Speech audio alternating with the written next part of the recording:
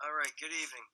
So my paper discussed Princess Cruise Line's fine for deliberate and illegal discharge from their um, one of their cruise ships. It took place back in 2016 when they were found guilty.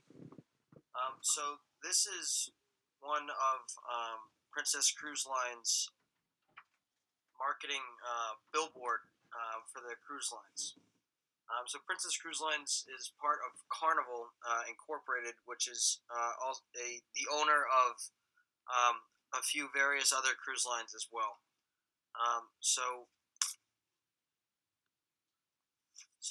the report.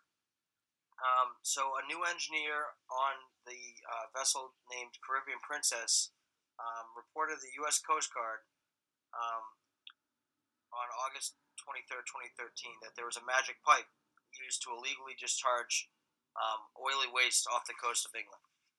So, upon arrival at their next port, the engineer quickly quit his position, and the chief engineer and senior first engineer actually ordered a cover up, um, including like the removal of the pipe and directing their subordinates to lie. So, they were basically trying to cover up all of their mistakes. So, this showed that on August, or excuse me, the report showed on August 26, 2013, that approximately 4,227 gallons of oily waste was discharged illegally about 23 miles off the coast of England, and which is in within the country's exclusive economic zone, which we will talk about later in the PowerPoint. So the investigation.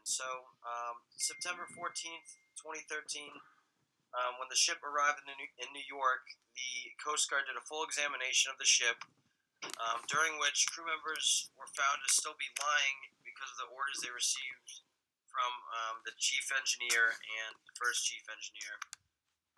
So employees were still lying, and the investigation also revealed that that ship had been making illegal discharges since 2005, which was only a single year after that ship started operations. So the MCA were able to prove there was a magic pipe there to the Coast Guard because they had found before and after pictures of the actual bypass. Basically the disappearance of the pipe basically showed to them that there was a cover up to try to get around these felonies. So as you can see here, these are a before and after picture of the quote-unquote magic pipe. So on the left, where the arrow is pointing, that is the actual pipe that cost this cruise line $40 million in fines.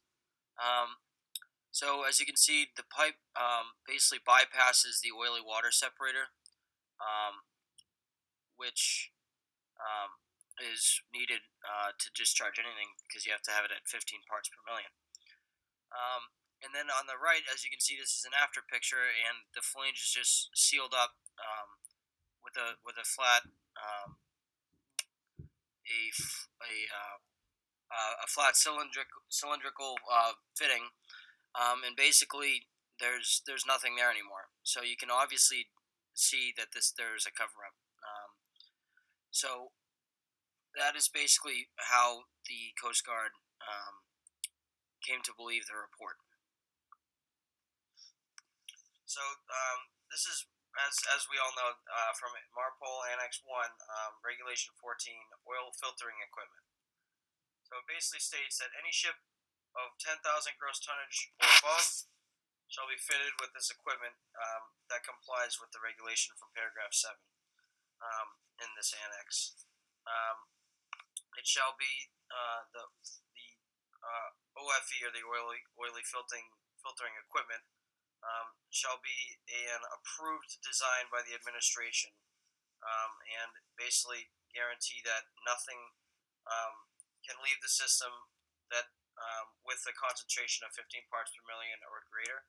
So what will happen is it will, if it's still greater when it hits the sensor, it'll just be cycled back through until it is until it is of that concentration or less.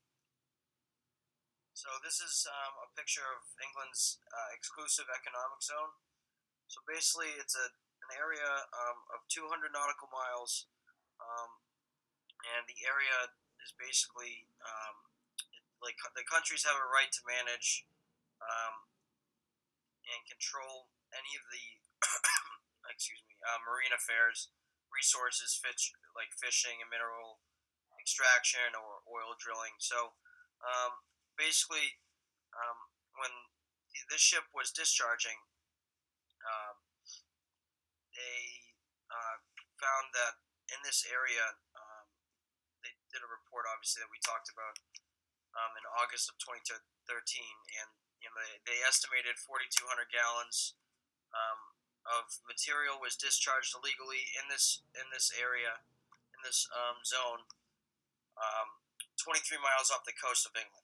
So this basically allowed for further investigation. So all said and done, what ended up happening was Princess Cruise Lines basically was found guilty. They pled guilty on December 1st of 2016 to 7 felony charges for deliberate pollution of the seas and intentional acts of covering up evidence. So the fine total was $40 million, which is the single largest criminal penalty involving vessel pollution ever in the history of Marpol. So as a result, Carnival Cruise Line, Holland America Line, Seabourn Cruise Line, and Ada Cruises are going to be under court supervised environmental compliance. So it's a program for 5 years, and basically they're going to undergo independent audits, and it will be monitored by the court system. So on April 19th, 2017, the president of Princess Cruises, Jan Swartz, made a statement to the media, and it stated that Princess Cruises is committed to continuing the progress into the next 5 years of the probation period and beyond. To that end, we begin implementing the environmental compliance plan requirements even before all of the terms were finalized. So basically, she was saying that they were making an effort to, you know, be environmentally compliant before the terms and plan or program was even put into place. Now, to some people, that might be, a huge thing, but because of the size and penalty of this finding, I honestly don't think it's very relevant. So moving forward, so some of the actions that were required to be taken and that were taken. So they restricted a new fleet operations department. So they introduced a vice admiral of the U.S. Navy and a retired admiral of the U.S. Coast Guard into their fleet operations department. They created a training program for environmental awareness for all officers on all ships, basically instilling the importance of compliance and reporting violations, etc. They instilled new bilge water management training programs, developed a video series for all crew members to learn environmental compliance, new oil record book trainings and procedures. They changed the environmental officer's role on board all their vessels, and also instilled training programs for those officers. They installed a CCTV on all the ships, and that basically was allowed for the viewing and recording of the oily water separator, and the white box.